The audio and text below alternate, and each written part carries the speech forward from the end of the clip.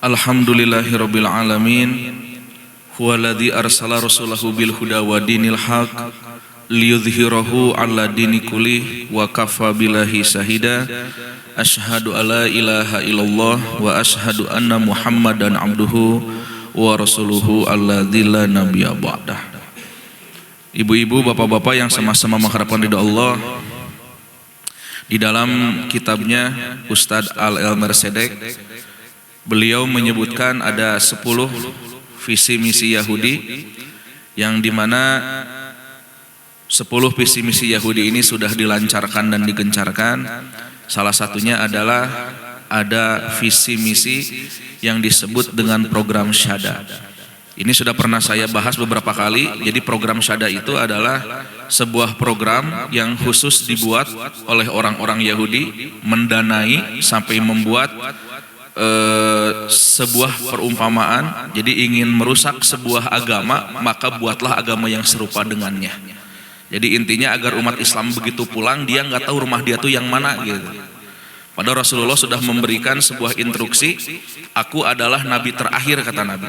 Jika kamu pernah melihat sebuah bangunan yang begitu indah dan sempurna, tapi begitu kamu masuk ke dalam rumah tersebut, maka kamu akan dapati di dalam rumah tersebut satu ubin yang belum terpasang, kata Nabi. Wa anatil kalabinah, dan akulah ubin tersebut yang akan menyempurnakan, kata Nabi. Jadi intinya selepas wafat Rasulullah tidak akan ada lagi syariat-syariat agama yang baru karena Islam telah sempurna. Nah, tapi justru karena ketidakridhoan orang-orang Yahudi terhadap umat Islam, di mana mereka menafikan kerasulan Nabi Muhammad SAW, sehingga mereka berupaya karena ketidakridhoannya tersebut, bagaimana caranya agar umat Islam itu kembali murtad. Jadi satu tujuan mereka itu ingin memurtadkan umat Islam. Bagaimana caranya? Termasuk salah satunya membuat ajaran dan agama yang serupa jika agama tersebut ingin dihancurkan. Makanya banyak sekali di kita, di Indonesia khususnya, pegiat-pegiat keagamaan yang ternyata dia terindikasi liberal, terindikasi sekuler, terindikasi Syiah. Bahkan kemarin malam ada obrolan dari jemaah bertanya, Ustadz kumaha ya, apakah beliau Pak Presiden tidak tahu Menteri Agama kita tuh track recordnya seperti apa? Ahkeun pada itu urusan itu. Ya kita nggak bisa protesnya apanya, kahoyong mah seueur urang ge, tapi apa daya gitu. Tapi kita berdoa saja kepada Allah, semoga dengan digantinya pimpinan yang baru, semoga mendapatkan rahmat dan berkah yang baru dari Allah Subhanahu wa taala. Ya mudah-mudahan Allah menjaga Indonesia, tapi tadi syaratnya seperti yang pernah saya bawakan di sini, yang diminta oleh Allah itu adalah 2 syarat jika Indonesia, negara manapun ingin mendapatkan keberkahan, apa? Beriman dan bertakwa kepada Allah Subhanahu wa taala. Dan yang terakhir kata Allah, jangan sekali-kali pernah menyekutukan Allah Subhanahu wa taala. Maka negeri kita akan diselamatkan oleh Allah Subhanahu wa taala. Nah, lihat dari itu semua kemarin kita pun mendapatkan sebuah video baru, dan kebetulan salah seorang profesor dari salah satu universitas ternama di Indonesia, beliau diundang untuk mengisi salah satunya bab tentang masalah pernikahan orang Islam dengan orang kafir.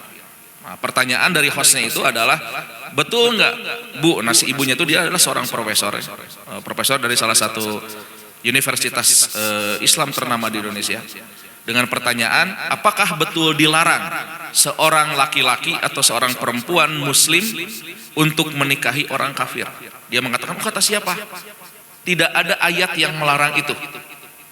Itu semua hanya tulisan para ulama kalian saja. Nah sekarang yang kafir itu siapa? Di Al-Quran hanya dilarang seorang laki-laki dan wanita muslim itu menikah dengan orang-orang musyrik. Tidak ada larangan menikahi orang-orang kafir. Nah nanti dipertegas lagi oleh salah seorang mantan Rois Am di salah satu pimpinan lembaga terbesar di Indonesia. Dia mengatakan, di Indonesia ini negara yang berbineka tunggal ika, kita tidak boleh menyebut muslim dan kafir. Kita harus menyebutkan muslim dan non-muslim. Karena pada masa saat Nabi pun menyebut orang kafir itu kepada kondisi masyarakat Mekah. Karena masyarakat Mekah itu tidak bertuhankan Allah, tapi masyarakat Mekah itu menyembah patung dan berhala, maka mereka disebut orang kafir Quraisy. Jadi orang kafir di sini adalah orang musyrik. Tapi begitu Rasulullah hijrah ke Madinah, tidak ada panggilan orang-orang kafir, ada juga panggilannya ahlul kitab.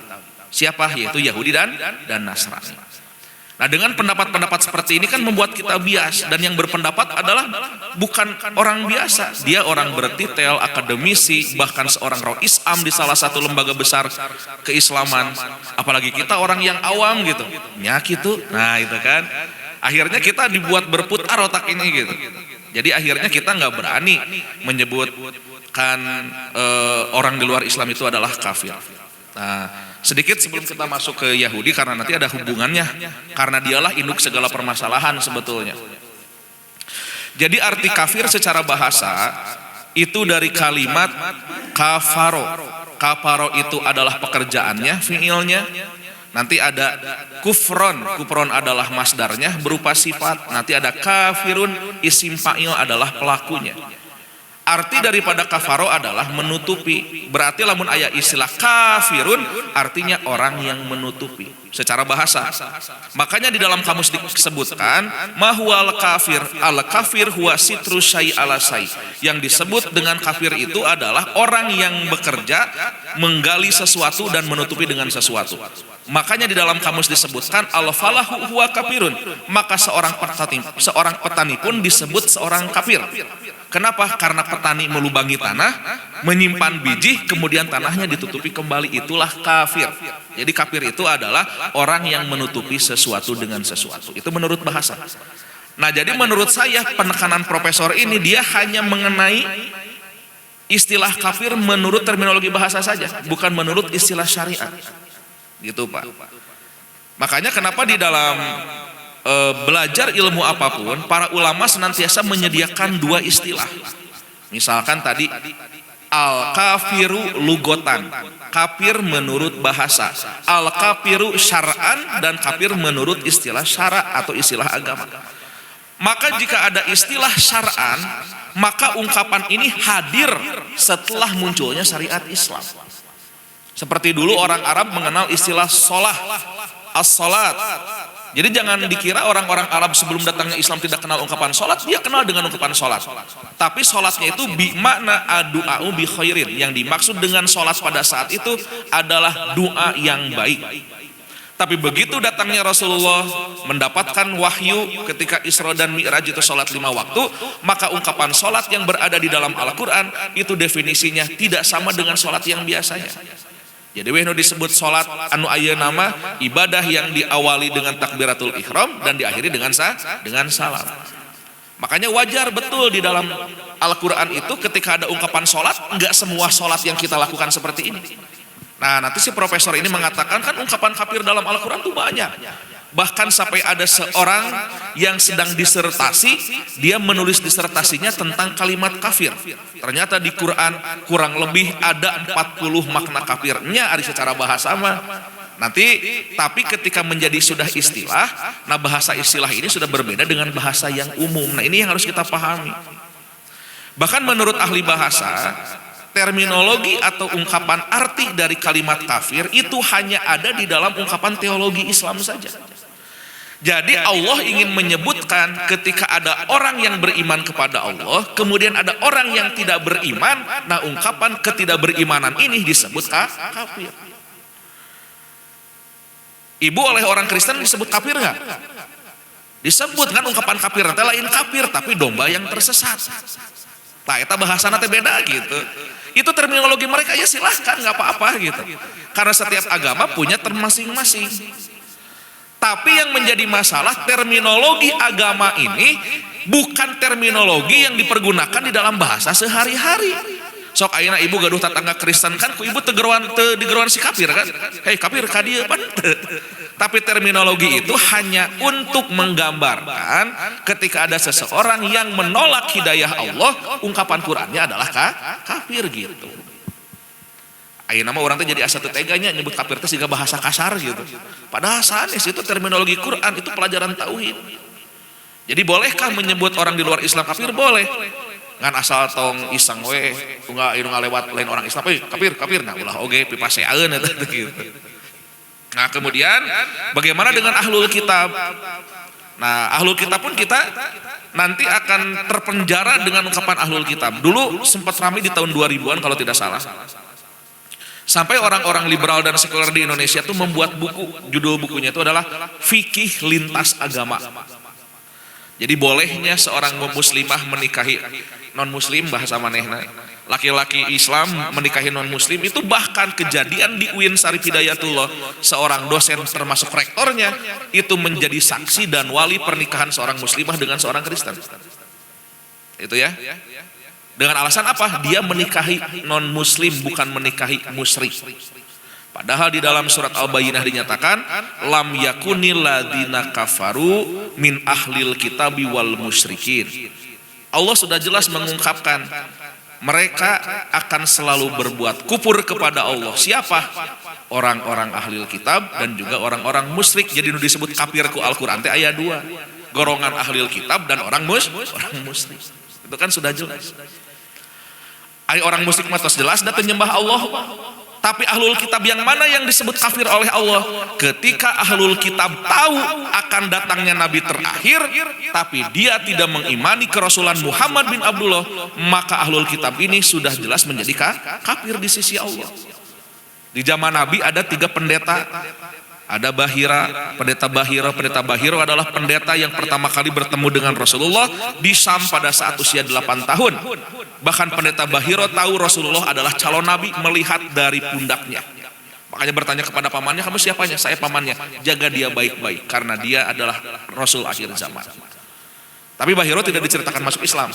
Tapi Bahiro mengimani Injil yang pernah dibawa oleh Nabi Isa alaihi salam.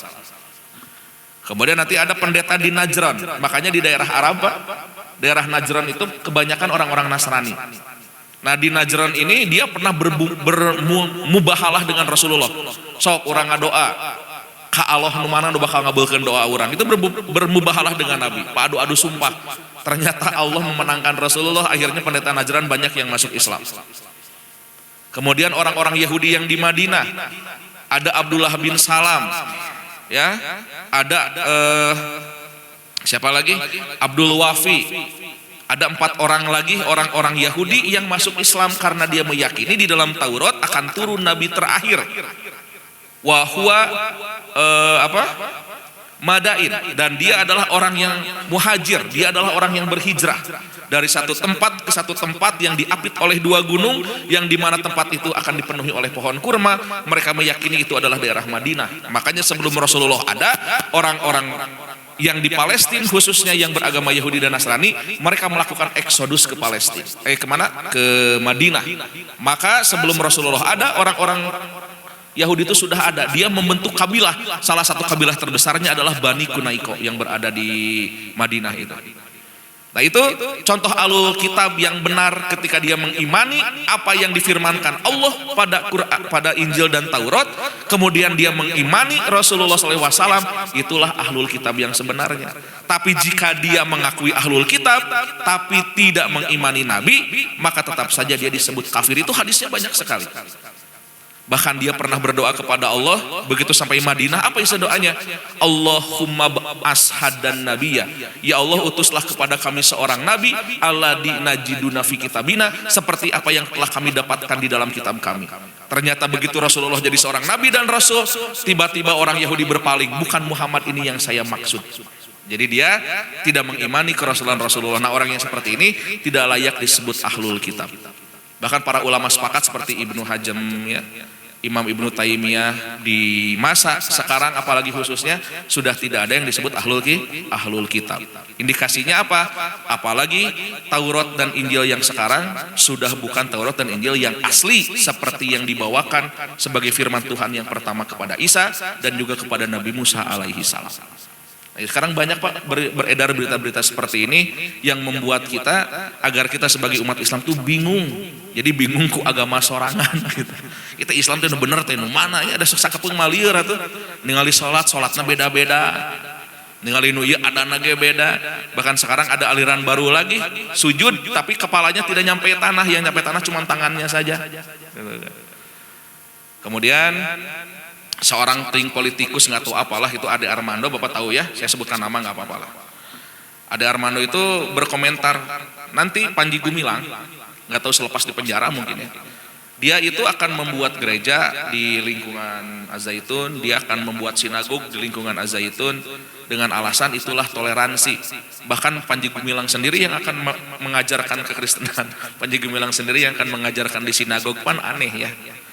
Islam tuh setiap agama punya konsep. Konsepnya sama 3, ada konsep teologi, ada konsep ubudi, dan ada konsep sosiologi. Kalau konsep sosial, konsep sosiologi, semua agama sepakat manusia harus berbuat baik dengan manusia yang lain. Bahkan Rasul membolehkan secara normatif kita bersosial dengan orang-orang kafir nggak apa-apa. Bapak bekerja atasannya orang kafir terjadi masalah selama usahanya halal. Bapak bermasyarakat, bersosialisasi, bekerja sama dengan orang-orang kafir gak jadi masalah. Oleh Nabi tidak dilarang. Tapi palebah ubudiyah jeung palebah teologi, urusan ketuhanan tidak boleh dicampurkan. Tak iya nu kudu dipisahkeun teh. Ari urang mah kabeh dibablaskeun. Akan toleransi. Tapi kan ka salat di gereja gitu kan. Bahkan ulama-ulama terdahulu sudah menyepakati barang siapa yang merasa ketika kamu datang ke gereja-gereja dan menganggap diri kamu suci untuk beribadah di sana, maka sama saja kamu dengan murtad, itu kata ulama terdahulu. Aya nama dijadikan lelucon, Pak. Adan di gereja, nasid, qosidahan di gereja. Da orang Kristenan lagi komplain eta teh, orang Kristenan. Cek orang Kristen teh ngapain orang Islam kayak yang nggak punya tempat lagi. Adan di gereja kan punya masjid, kenapa di masjidnya nggak pernah adan kan gitu. Orang Kristen nggak apaleun. Jadi nu aneh teh saha urang gitu. Segala dipaju orang Kristen mah alim, maju agama urang. Urang segala dipaju make agama batur. Nah, ini yang menjadi masalah. Jadi sebetulnya yang menjadi penghalang bagi orang-orang Yahudi ya kita. Selama umat Islam berpegang teguh kepada Quran dan Sunnah, maka orang-orang Yahudi tidak akan bisa melancarkan visi dan misi. Yang ditakuti, Pak, dulu orang-orang Syiah, setiap masuk 10 Muharram, Bapak nanti lihat di jalan ya, banyak ormas-ormas Islam yang pasti konvoy. Untuk apa? Untuk mengawal kegiatan Muharram. Mengawal teh lain menyetujui. Justru mereka mengawal ingin membubarkan agar kegiatan 10 Muharram itu tidak ada. Tapi kan di kita banyak yang tersembunyi di Jalan Kembar, dulu pernah di Sidolik terjadi, bahkan di Piset Mall pernah dijadikan acara-acara. Saya video-videonya ada itu, dokumentasinya.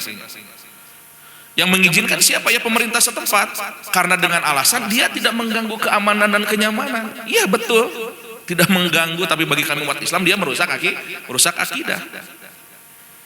Nah, ketika diwawancara, salah seorang tokoh Syiah mengatakan kami tidak takut sebanyak apapun masyarakat Indonesia berdemo tentang kami tidak takut. Karena dia sudah disediakan segala sumber kekuatan, pendanaan dan lain sebagainya. Yang kami takuti adalah ketika orang-orang Islam sudah mulai mengaji kembali. Karena dia akan sadar ya kesesatan mereka orang-orang Syiah. Ibu coba ngobrolnya ke orang-orang Utara Ngaos, itu apalun Syiah teh naon atuh. Ngeri kan gitu. Orang Islam sendiri tidak tahu bagaimana kondisi Islam sampai saat ini. Makanya kenapa kami di masjid ada kurikulum yang namanya Islamic Worldview. Jadi dari segi sudut pandang apapun, kegiatan tentang keislaman kita coba untuk dikaji. Islam yang berada di Eropa nanti kondisinya seperti apa, di Amerika dan lain sebagainya. Nah itu ya kurang lebih Pak visi misi Yahudi untuk menghancurkan umat Islam. Nah balik lagi sebelum sampai nanti ke sana kita masih perjalanannya masih di sini gitu ya. Nah perjalanan yang ditempuh oleh orang Yahudi sebelum orang Yahudi berkuasa seperti sekarang, ternyata orang Yahudi itu ripuh baheula lama gitu. Jadi dia tuh orang yang terpinggirkan, orang yang banyak dipersekusi, orang yang banyak dihina, bahkan orang yang banyak dibunuh dan diusir dari tempat tinggalnya ya mereka orang-orang Yahudi. Mengapa Allah menurunkan Nabi dan Rasul untuk menyelamatkan Bani Israel? Cuman sayang saja ketika Nabi dan Rasul Allah sudah menyelamatkan mereka, mereka berkhianat kepada Nabi dan Rasul Allah. Kan begitulah sifat orang-orang Yahudi. Nges ditolongan, tapi dia berkhianat gitu. Makanya Allah menyebutkan dalam Al-Quran, ghairil maghdubi alaihim waladdallin. Siapa yang maghdub di sana? Siapa yang Allah laknat di sana? Orang-orang Yahudi. Waddallun, siapa orang yang sesat? Orang Nasrani. Dalam tafsirnya begitu. Mengapa orang Yahudi dimaghdub? Karena dia orang yang tidak tahu berterima kasih. Setiap ditolong oleh Allah, dia bukannya bersyukur, malah dia merusak, bahkan membunuh para nabi yang telah menolong dirinya.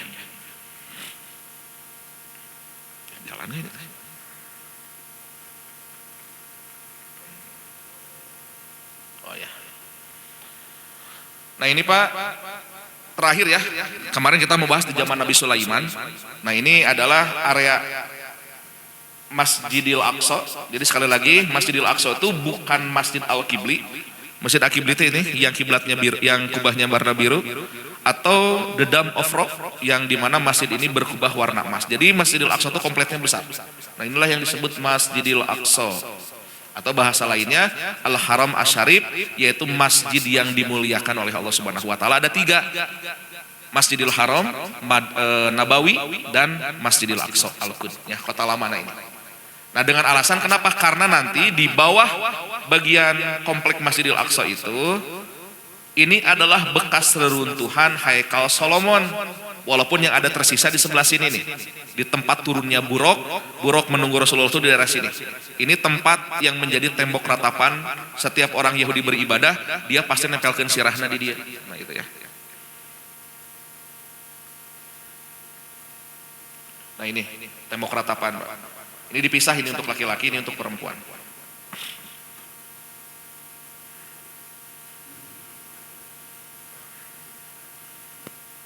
Ini lorong bawah tanah di Al-Aqsa. Jadi sudah dibuat selama 60 sampai 80 tahun kalau tidak salah. Di tahun 48 lah sampai sekarang.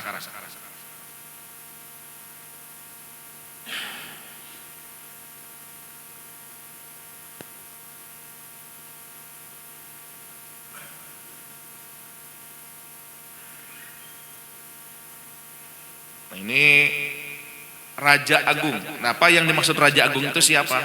Jadi nanti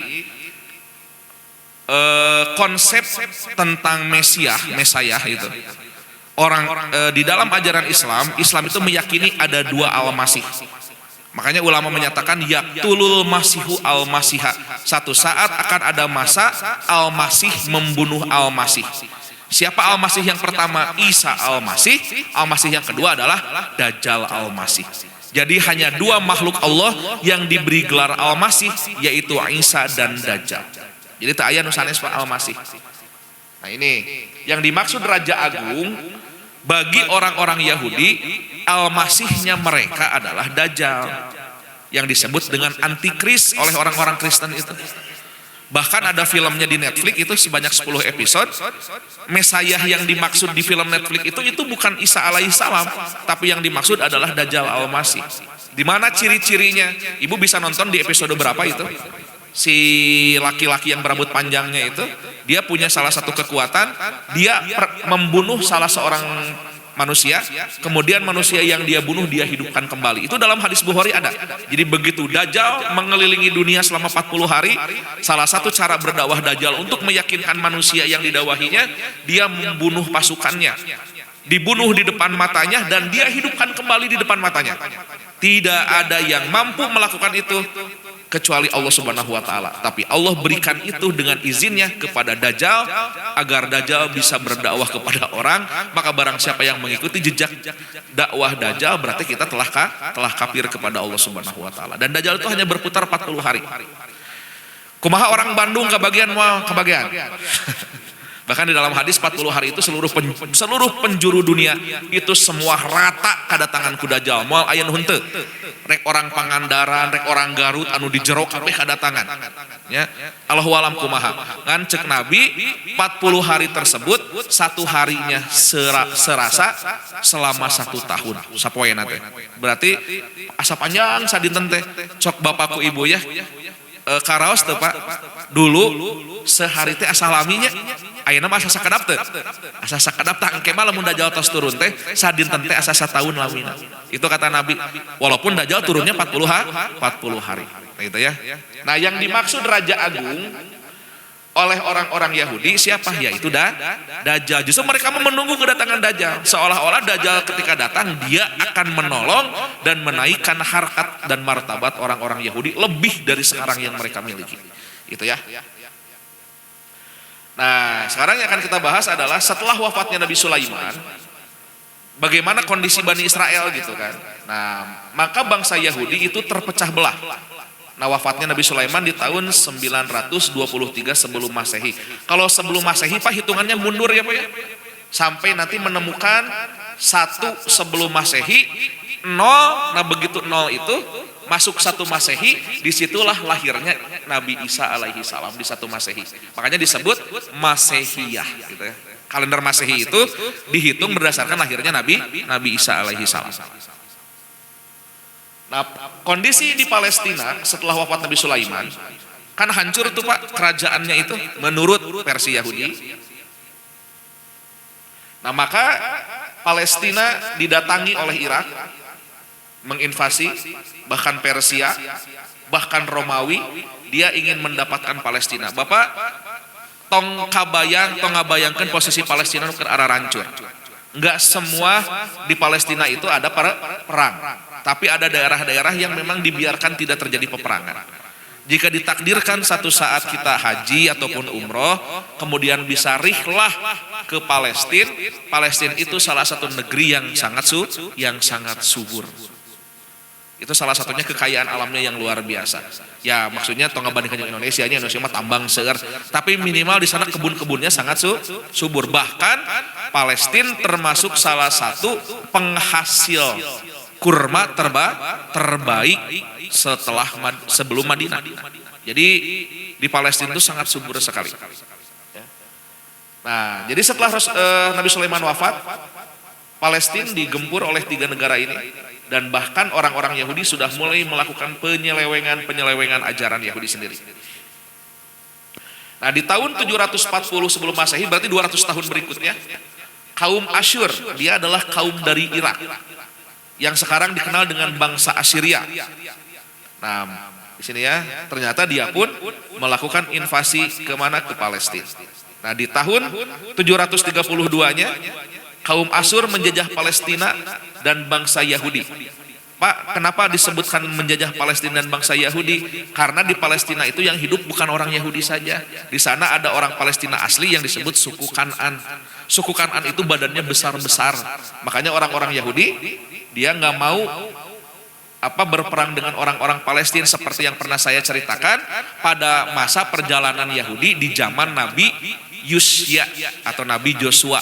Karena orang-orang Yahudi bisa balik ke Palestina melawan bangsa Kan'an dan mengalami kemenangan itu semenjak dipimpin oleh Nabi Joshua. Asalnya orang Yahudi nempok awak badag tuanian. Jadi orang Yahudi itu pengecut sebetulnya. Matakna dina IGG main TikTok, jarogen. Beda dengan mujahidin Islam. Wah, gara-raga hatuh Pak. Nah, ini ya. Nah, mereka membuat kerajaan di Palestina dan memaksa agar penduduk Palestina dan bangsa Yahudi membayar pajak. Ongkona ieu teh pendatang, tapi tibalik malah orang yang hidup di sana terlebih dahulu dipiwarang bayar pajak gitu kan. Nah, kaum Asyur sendiri hanya 8 tahun berkuasa di Palestina.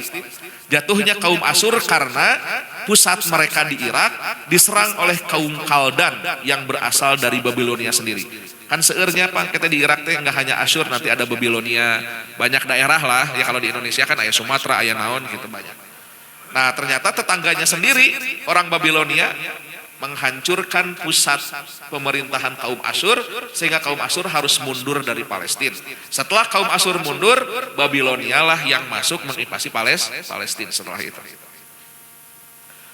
Nah, Babilonia di Quds tahun 597 sebelum Masehi. Setelah mengalahkan kaum Asyur, maka kaum Babilonia pun melakukan hal yang sama ya, menaklukkan Palestina dan menduduki Al-Quds. Kemudian menawan Raja Yahudi dan membuat Yahudi menjadi tawanan sejumlah 10.000. Jadi orang Yahudi tadi dijadikan budak. Ditakdirkan zaman Fir'aun jadi budak. Ayeuna geus jauh di zaman Fir'aun atau beres Nabi Sulaiman dijadikan budak keneh wae. Jadi takdir dari Allah pada masa dulu orang-orang Yahudi itu adalah orang-orang buangan gitu. Nah, turunnya nabi-nabi Allah untuk mengangkat derajat dan martabat orang-orang Yahudi, tapi hanya saja orang Yahudi tidak tahu berterima kasih kepada Allah Subhanahu wa taala. Nah, ini ya, kemudian ditunjuk pemimpin baru yang akan memimpin dari kaum Yahudi. Nah, pemimpin Yahudi ini bernama Dabika, menurut bangsa Arab namanya adalah Sidqiyah. Pemimpin ini dipilih bukan dari golongan yang berkuasa di antara mereka orang Yahudi, maka Yahudi tidak menerima pimpinan baru mereka, ditambah pimpinan barunya begitu loyal terhadap kaum Babilonia. Jadi Palestina diduduki, ada raja Yahudi, raja yang loyal terhadap Yahudinya itu ditahan, ditunjuklah raja baru, tapi raja barunya hanya boneka saja. Ya karena boga pimpinan dari boneka manyapanya, berarti udah gerakkeun teh lain pimpinan, tapi orang yang menguasai negara itu. Nah ini. Di tahun 586-nya, nah ada Raja Nebukadnezar. Mungkin Bapak sudah tidak asing lah kalau mendengar istilah Raja Nebukadnezar ya. Nah Debika atau Sidkia yang memimpin Yahudi sampai tahun ini, ia mengkudeta kaum Babylon. Pada saat itulah penguasa Babylon turun tangan, ia adalah Raja Bakhtansir. Sementara dalam sejarah Arab dikenal dengan Nebukadnezar. Setelah berhasil mengalahkan Yahudi di tahun 589, maka Nebukadnezar memasuki Al-Qud dan membumi hanguskannya. Nah inilah Pak, kisah pertama kali yang disebut oleh orang Yahudi, kerajaan atau raja atau yang disebut kuil Solomon itu hancur luluh lantah oleh Raja Nebukadnezar. Udah bongan atau iya mengkudeta Raja Babylon, mata Raja Babylon ngambek, dia menyerang, akhirnya Al-Qud diluluh lantahkan. Makanya nanti pernah terjadi di tahun berapa itu pemugaran Masjid Al-Aqsa. Nah dikira oleh orang-orang Yahudi itu akan kembali membangun Haikal Solomon, padahal bukan, hanya pemugaran Masjid Al-Aqsa. Dan perlu Bapak Ibu ketahui, Masjid Al-Aqsa adalah masjid kedua yang didirikan di atas muka bumi setelah berdirinya Ka'bah. Jadi Ka'bah yang mendirikan Nabi Ibrahim ketika hijrah ke Palestina, 40 tahun ke depannya didirikanlah Masjidil Aqsa oleh siapa? Oleh Nabi Ibrahim itu sendiri. Jadi Masjid Al-Aqsa itu masjid tertua kedua setelah Masjidil Haram. Ini ya. Nah menurut klaim Yahudi, saat itu Raja Babylon menghancurkan Haikal Solomon dan menjarah barang-barang berharga di Haikal Solomon. Di dalam kitab Taurat mereka yang bernama Isyah itu babnya, bab tentang Isyah ayat 24, 25 dan 26. Kemudian Raja Nebukadnezar menawan hampir 40.000 kaum Yahudi yang sisanya kabur balik lagi ke Mesir. Pada masa ini hampir tidak ada kaum Yahudi yang mampu bertahan hidup di Palestina. Setelah kaum Yahudi ditawan, dibawa ke Babylon, maka untuk beberapa kurun waktu kaum Yahudi hidup dalam kehinaan. Dan kaum Yahudi menganggap Nebukadnezar adalah laknat bagi mereka dan eksistensinya di Palestina. Di tahun 572 Raja Nebukadnezar menemui ajalnya. Jadi Raja Nebukadnezar teh azab ke bangsa Yahudi mah gitu, karena merusak segala-galanya. Nah ini mohon maaf saya tidak sempat mengetik karena kemarin pulang malam ke Kang Ihad juga baru ngirim jam 9:30 itu. Nah ini penulisan kitab Taurat. Ya Pak ya, jadi beginilah. Setelah Nebukadnezar itu wafat, kan seluruh Al-Qud itu hancur. Termasuk menurut catatan sejarah, tabut Nabi Musa itu juga hancur Pak. Jadi tabut Nabi Musa itu kotak yang berukuran tidak terlalu besar, tidak terlalu kecil, dilapisi oleh emas, yang di atas kotaknya itu ada logo seperti logo malaikat karena bergambarkan makhluk bersayap. Di dalam tabut itu berisi satu tongkat Nabi Musa, yang kedua berisi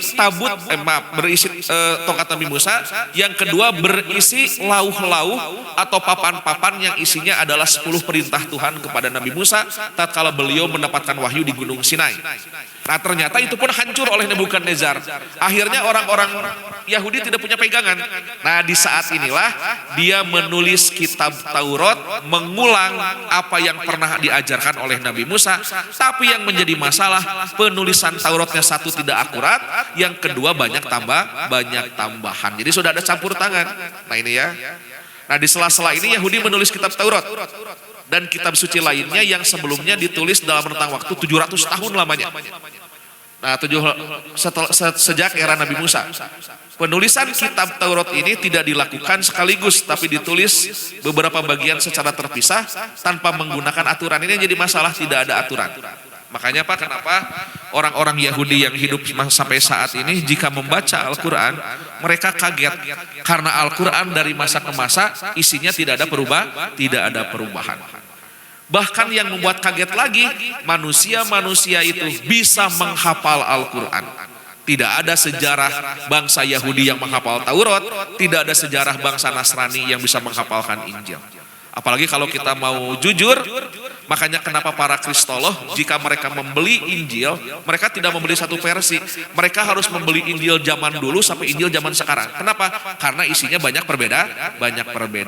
Termasuk salah satu isi tentang Allah akan menurunkan nabi terakhir di Injil-Injil cetakan terbaru itu sudah tidak ada. Nah gitu.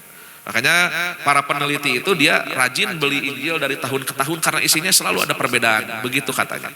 Tapi kalau Al-Quran justru dari masa ke masa tidak berubah isinya, ya bahkan dijaga oleh Allah Subhanahu Wa Taala. Nah penulisannya tanpa pengawasan, tanpa perhitungan. Proses penulisan kitab Taurat memakan waktu kurang lebih diperkirakan oleh ahli sejarah itu 400 tahun, lumayan ya, 400 tahun lamanya. Nah, percampuran kitab Taurat dengan kitab suci lainnya banyak terjadi di era penulisan kitab itu, sehingga tidak ada satu kitab Yahudi pun yang sahih karena sudah bercampur dengan ajaran-ajaran yang lain. Nah, penyelewengan di dalam kitab suci, penyelewengan di dalam kitab Taurat setelah ditulis ulang. Salah satunya yang pertama, di dalam kitab Taurat terdapat teks yang membolehkan Bani Israel berbuat dolim dan keji. Maka mereka boleh mengeksploitasi praktek riba terhadap siapapun terkecuali terhadap sesama Yahudi. Makanya kenapa mulai muncul bank pertama di dunia, siapa? Orang Yahudi yang membuatnya. Lahirlah nanti World Bank. Mereka melakukan pinjaman-pinjaman. Dari mana mereka mendapatkan dana? Mereka berbisnis senjata. Maka terjadilah perang dunia yang pertama. Negara-negara ketika gencar berperang, mereka gencar menjual senjata. Wah pinter ya. Tengilu perang tapi ngejualan senjata ke negara-negara nu perang. Oleh siapa? Oleh orang-orang, oleh keluarga Rothschild yang sampai sekarang eksistensinya masih tetap ada itu. Kemudian yang kedua, Yahudi menganggap diri mereka superior. Mereka adalah bangsa pilihan Allah. Mereka menyebut bangsa-bangsa yang lain itu adalah bangsa buta huruf. Allah berfirman, yang demikian disebabkan mereka berkata, tidak ada dosa bagi kami terhadap orang-orang yang buta huruf. Mereka mengatakan hal-hal yang dusta terhadap Allah padahal mereka mengetahui. Nah, orang buta huruf tersebut dengan berbagai macam cara dieksploitasi. Kezaliman, pembunuhan, dan penerjangan segala kesucian karena mereka adalah bangsa-bangsa yang hina bagi bangsa Yahudi, sementara mereka menurut keyakinan mereka adalah bangsa pilihan Allah. Jadi di dalam kitab Taurat yang baru orang Yahudi mengatakan kami adalah bangsa yang superior, di luar Yahudi mereka adalah manusia biasa yang layak untuk didolimi, kurang lebih begitu. Yang ketiga, Yahudi tidak menyebarkan agama yang mereka anut karena siapapun tidak boleh masuk ke dalam ajaran agama mereka. Karena orang Yahudi adalah orang yang memiliki ibu Yahudi saja, bahkan terkait pendapat di antara Yahudi sendiri karena mereka terbagi menjadi beberapa kubu. Ada kelompok yang bebas, ada pula kelompok ortodok. Jadi nanti itu Pak, Yahudi itu kan ada goyim dan non goyim. Goyim itu adalah pertikahan antara orang Yahudi keturunan Yahudi asli, tapi kalau goyim itu sudah ada campuran. Makanya kenapa orang-orang Yahudi membuat kelompok. Ada kelompok yang khusus isinya adalah orang-orang Yahudi, ada kelompok yang isinya adalah bukan orang-orang Yahudi tapi dia berbakti kepada keyahudian. Kelompok apa? Freemason dan Illuminati. Nah nanti itu berkembang menjadi pergerakan-pergerakan tua yang pada saat itu dipimpin oleh bangsa Yahudi ya. Yang sekarang itu sedang rame, mohon maaf Bapak dan Ibu jika mengikuti berita tuh di Hollywood skandalnya P. Diddy itu. Nah P. Diddy itu kan dan Beyonce itu dia termasuk jaringan anggota Illuminati internasional. Makanya seluruh artis-artis yang ingin terkenal, ingin masuk ke Hollywood, itu harus masuk ke pestanya P. Diddy yang disebut dengan freak off. Nah itu salah satu budaya yang ada di sana. Sebetulnya P. Diddy dia berperan bukan sebagai rajanya, P. Diddy itu sebetulnya hanya bonekanya. Masih ada raja di atasnya yang menyetir P. Diddy gitu. Siapa ya orang-orang Yahudi gitu. Makanya nanti akan kita bahas juga arti Hollywood itu apa, kenapa diberi nama Hollywood, kenapa nanti logo-logo Hollywood semuanya bercampur dengan nuansa-nuansa Freemason dan Illuminati itu memang sudah settingan oleh mereka. Termasuk nanti ada propaganda ya, hal-hal yang menyebutkan artis-artis yang meninggal di usia 28 tahun. Salah satunya adalah kejadian pembunuhan Kurt Cobain. Terang Kurt Cobain Pak, vokalis band Nirvana. Nah Kurt Cobain itu kan dibunuh konon katanya oleh fansnya padahal tidak. Kemudian kematiannya Marilyn Monroe itu kan. Jadi ternyata sampai sejauh itu ya kisah-kisah perjalanan hal seperti ini Pak. Sangat jauh sekali. Bahkan nanti ada artis-artis yang harus meninggal di tanggal 25. seperti Alia, kemudian Michael Jackson, itu yang matinya semua dirancang harus tanggal 25. Nah, siapa yang memimpin mereka? Yang memimpin mereka adalah orang-orang yang lahir di tanggal 4. Jay-Z, Beyonce, kemudian P. Diddy, begitulah konon katanya. Ini yang saya pengen bahas bukan masalah kejadian di rumah P. Diddy-nya, itu kejadian yang memuakan dan menggilakan itu. Tapi yang saya bahas adalah keanggotaannya di Illuminati dan Freemason-nya itu. Apa Freemason dan Illuminati itu? Itu semua lembaga besar yang dibuat oleh orang-orang Yahudi yang dipersilahkan siapapun boleh masuk, sekaligus Anda bukan orang Yahudi silahkan, tapi Anda harus berbakti dengan aturan yang kami buat, segitu saja. Tapi mereka dijanjikan kekayaan, mereka disuguhkan ketenaran dan lain sebagainya. Sedikit lagi ya. Nah, menolak kembali ke Palestina. Nah, kita perlu merenung untuk mengamati fenomena Yahudi yang menarik perhatian. Mereka mengaku sebagai bangsa pilihan Allah dan mengklaim tanah Allah adalah di Palestina. Nah, namun ketika kesempatan kembali ke Palestina terbuka, mereka nggak mau. Kan tadi Pak, orang Palestina banyak yang ke Mesir pas dijajah ku Nebukadnezar. Akhirnya mereka tidak mau kembali ke Palestina. Nah, saat ini meski eksistensi Zionis membuka sebagai jalan dan membangun banyak sekali pemukiman, tawaran-tawaran menggiurkan dan berbagai kemudahan yang ditawarkan untuk Yahudi agar bermigrasi kembali ke Palestina. Namun sebagian Yahudi tidak mau tinggal di Palestina karena banyak Yahudi yang tinggal di Amerika dan juga Rusia. Nah, jumlah mereka melebihi jumlah Yahudi di Palestina. Nah, inilah nanti sejarah lahirnya suku bangsa Yahudi ke-13 yang disebutkan oleh Arthur Koestler di dalam bukunya The 13 Tribe, suku ke-13 bangsa Yahudi yang bukan lahir dari 12 anak Nabi Yakub alaihi salam. Ini Pak ya. Bagi Yahudi uang adalah Tuhan. Jadi intinya balik lagi, ternyata yang menjadi berkuasa adalah uang. Ya Pak ya, segala-gala balik lagi ke uang, uang dan uang.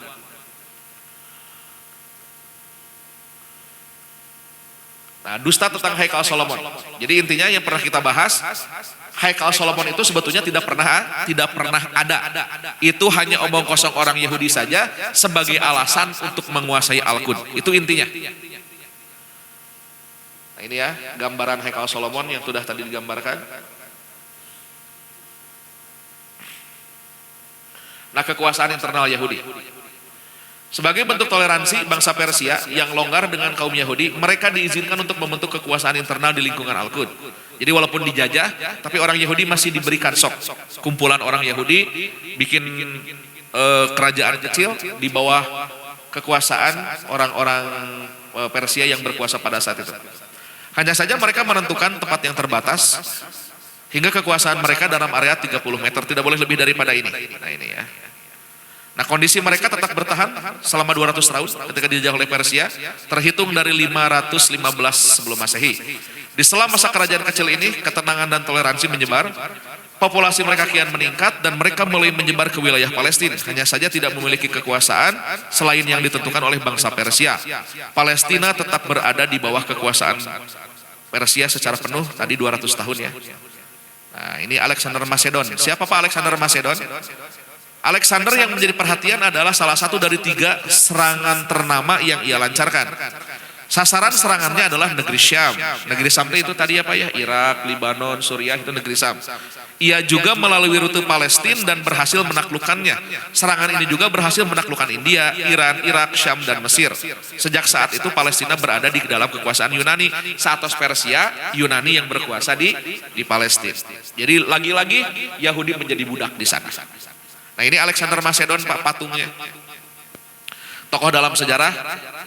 Nah, sebagai sebahagian mufasir menganggap Alexander Macedon adalah Zulkarnain. Nah, oh sekarang ada di sini. Zulkarnain gitu ya. Pantesan di Pilarian di Yunani teh aya kamari. Nah, ini.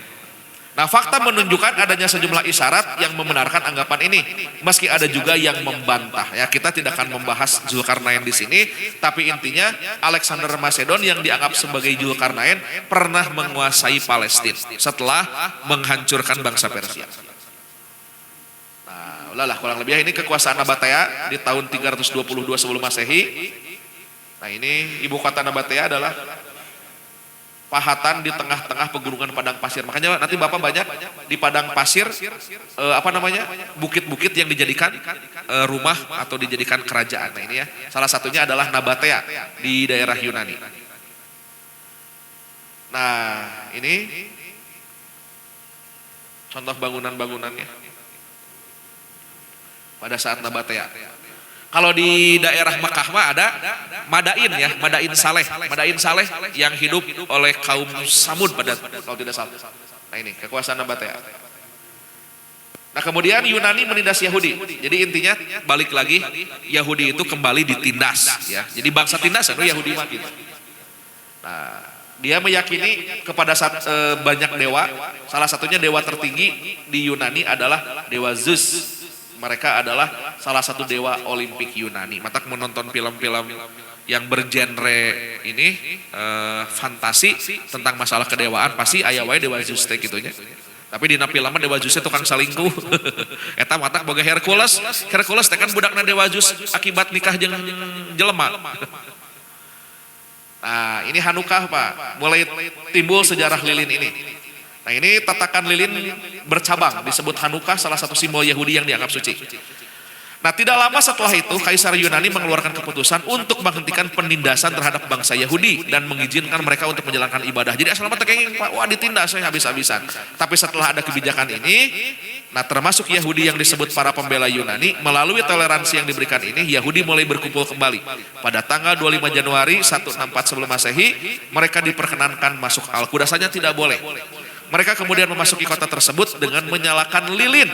Hari ini kemudian disebut sebagai perayaan api. Dalam sejarah Yahudi, peristiwa ini dinamakan Hanukkah. Ini sejarah lahirnya adanya pembakaran lilin di atas tatakan seperti ini. Kumalawun pareum lampu pakai tatakan asalnya si Yahudi ya, ada peryogi lilin. Nah, itu ya. Ini menjadi simbol utama di samping bintang 6. Kekuasaan internal yang diberikan kepada Yahudi kadang menyempit, kadang melebar dan menjadi warisan turun-temurun di kalangan Yudas Makabe. Kekuasaan Yahudi beralih ke tangan ini karena merekalah tetap menjaga agama Yahudi. Setelah itu para pemuka agama memegang kendali kekuasaan internal Yahudi, namun mereka tetap tunduk kepada kelompok Selekia dan membayar pajak. Jadi walaupun sudah mulai tumbuh perkembangan orang Yahudi, bisa kembali ibadah, punya kembali kelompok-kelompok, tapi tetap mereka harus membayar pajak kepada penguasa Palestina pada saat itu. Nah ini di Indonesia ya Pak ya? Di daerah mana Bihilap deh teh? Ini di Indonesia ini. Nah ini ada sekolahnya, logo baju sekolahnya ini. Nah nanti ada kerajaan Simon. Nah mengangkat seorang Yahudi yang bernama Simon sebagai pemimpin Al-Qud dengan tugas menyerahkan pajak. Tidak lama setelah itu Kaisar Demetrius II tidak menegaskan lagi Simon untuk menyerahkan pajak dan memberinya izin untuk mencetak uang Yahudi sendiri dalam lingkup internal. Namun meski banyak perkembangan terjadi, mereka tetap berada di bawah kerajaan Slokia. Lalu setelah itu Simon diizinkan untuk menguasai kawasan Al-Qud dan kerajaan Simon pun mulai membesar dan meluas. Nah ini ekspansinya di tahun 76 sebelum Masehi mencapai ke daerah laut, namun meski demikian kerajaan Simon secara resmi tetap masih di bawah Yunani. Jadi Yunani cukup lama ya berkuasanya. Nah ini di tahun 63 barulah turun Romawi. Jadi setelah Yunani baru Romawi. Nah bangsa Romawi mereka adalah asli Itali, memutuskan memperluas wilayah kekuasaan. Mereka mulai merebut kerajaan-kerajaan Yunani satu persatu hingga negeri Sam, lalu menjajahnya. Dari sana mereka sampai ke Al-Qud, lalu menjajah kota tersebut. Peristiwa tersebut terjadi pada tahun 63 sebelum Masehi. Setelah itu mereka mengangkat seorang pemuda agama untuk memimpin Qud. Ia bernama Resonak. Pemuda agama ini selanjutnya menjadi orang besar di kalangan Yahudi. Kekuasaan terhadap Yahudi dalam bentuk seperti ini berlangsung 23 tahun. Nah, nanti ada Herodes ya Pak ya, raja Yahudi yang bernama Herodes. Nah ini orang-orang Romawi mengangkat seorang raja untuk bangsa Yahudi namanya Herodes, yang dalam sejarah dikenal Herodes sebagai Hairun. Di dalam Al-Quran ya Pak ya, di dalam sejarah Islam bukan berasal dari kerajaan Makabe. Raja ini diangkat oleh orang Romawi sehingga ia loyal terhadap orang Romawi. Untuk memperkuat posisinya di kalangan kaum Yahudi, ia pun membuat mereka patuh.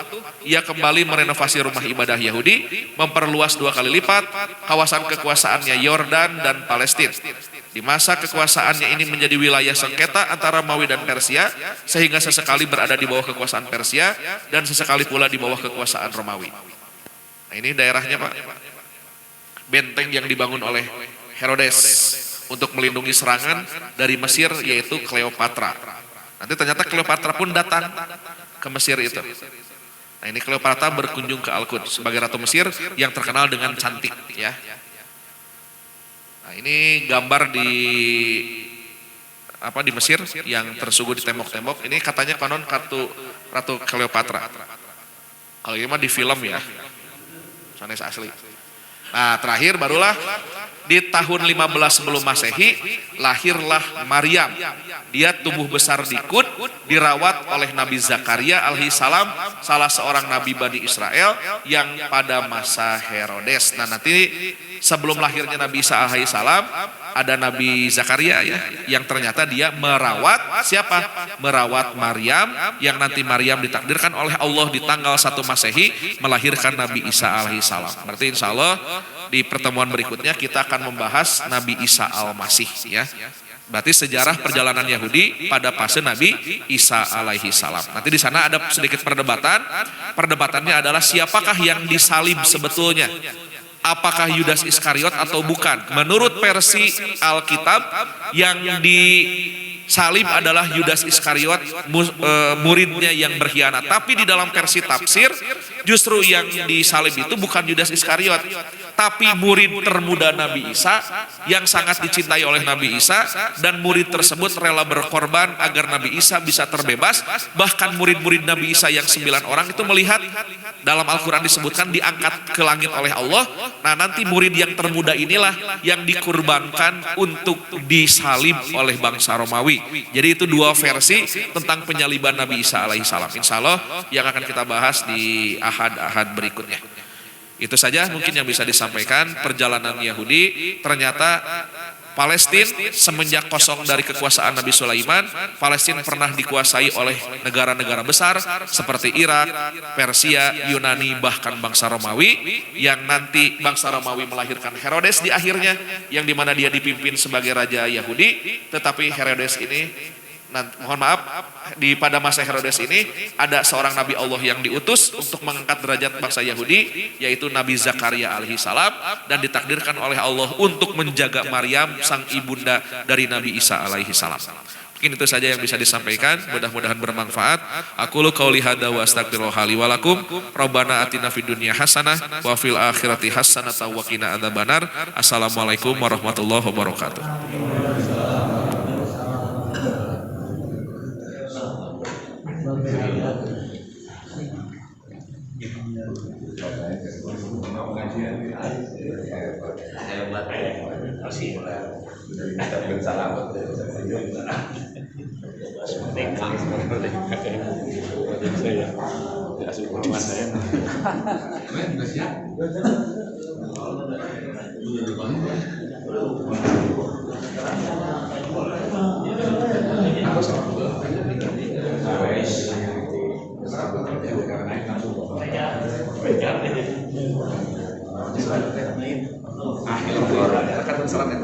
Tapi atas tidak mau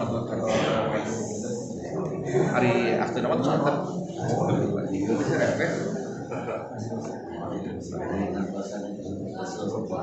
boleh jadi saya berdua